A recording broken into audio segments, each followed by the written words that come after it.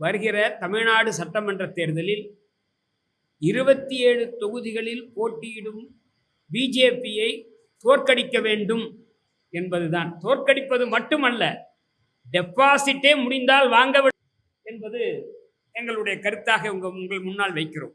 ஏன் பிஜேபியை தோற்கடிக்க வேண்டும் என்ற கேள்விக்கு நாம் பதில் சொல்லியாகணும். என்னமோ இல்லை, என்ன கேட்டால் அதுதான் தமிழ்நாடு மாடு. 1967 இருந்து அதுதான் மாடு.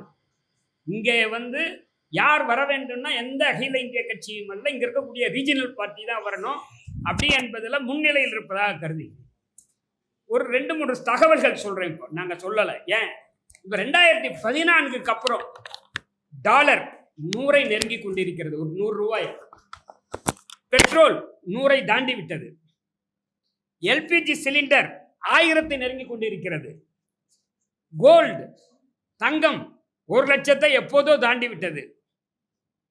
அதுக்கடுத்து எப்போதும் இல்லாத அளவில் இன்னைக்கு அவர் சொன்னார், பிரபல பிரபாகர் அவர்கள் சொன்னார், பிஜேபி மட்டுமல்ல, பிஜேபி அனைத்து இன்ஸ்டிடியூஷன்ஸையும் அனைத்து அமைப்புகளையும் தனியாக எடுத்துக்கொண்டது. எலெக்ஷன் கமிஷன் உட்பட, நீதித்துறையை உட்பட எப்போதும் இல்லாத அளவில் இந்த 75 ஆண்டு காலத்தில் நீதித்துறையில் எப்போதுமே 3 நீதிபதிகள் பேர் இம்பீச்மென்ட் மோஷன் ஒரே நேரத்தில் இருந்ததில்லை.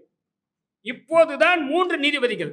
தமிழ்நாட்டை சேர்ந்த ஜி.ஆர். சாமிநாதன் பேரில் ஒரு இம்பீச்மென்ட் மோஷன் இருக்கிறது. சேகர்குமார் யாதவ் அலகாபாத் ஹைகோர்ட் நீதிபதியின் பேரில் இருக்கிறது. யஷ்வந்த் வர்மா டெல்லி உயர்நீதிமன்ற நீதிபதியின் பேர்ல இருக்கு. இந்த மாதிரி 3 பேர்ல பெண்ணியா இருக்கு. அந்த மாதிரி எங்கேயுமே இல்லை.